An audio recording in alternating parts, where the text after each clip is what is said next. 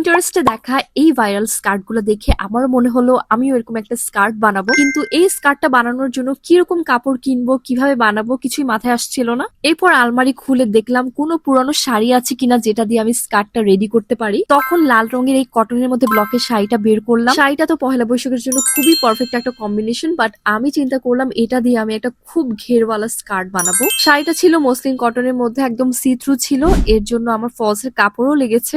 এই স্কার্টটার জন্য আমি কোনো ধরনের কোনো লেস কিচ্ছু ব্যবহার করব না, শুধুমাত্র এই শাড়িটা দিয়ে আমি স্কার্টটা বানাবো। তো আমি টেইলর আন্টিকে বলেছিলাম যতটুকু পারা যায় ঘের দেওয়ার জন্য। জাস্ট এক রাতের মধ্যে আমাকে এই স্কার্টটা রেডি করে দেয়। শাড়ির যে পাড়ের অংশটা ছিল সেটা স্কার্টের একদম লোয়ার পোর্শনে দেওয়া হয় এবং আঁচলের পাশটা স্কার্টের একদম আপার পোর্শনে দেওয়া হয়, কারণ আঁচলে কাপড় একটু কম থাকে। এই স্কার্টটা পরে আমি কক্সবাজারে অনেক ঘুরেছি, বিচের পাড়ে ছবি তুলেছি, ভিডিও করেছি, খুবই সুন্দর হয়েছে সবকিছু। শাড়ি তো অলমোস্ট 12 হাতের হয়, সো ঘেরও কিন্তু অনেক হয়েছে। এই স্কার্ট গুলার মেইন বিউটি হচ্ছে কিন্তু স্কার্টের ঘেরটা। সো আমার প্ল্যান আছে পহেলা বৈশাখেও আমি এই ধরনের একটা স্কার্ট বানিয়ে পরবো। কেমন হয়েছে আমার পুরানো শাড়ি দিয়ে স্কার্ট মেকিং আইডিয়াটা আমাকে অবশ্যই কমেন্ট করে জানাবো। সবাই ভালো থাকবা, সুস্থ থাকবা, আল্লাহ হাফেজ।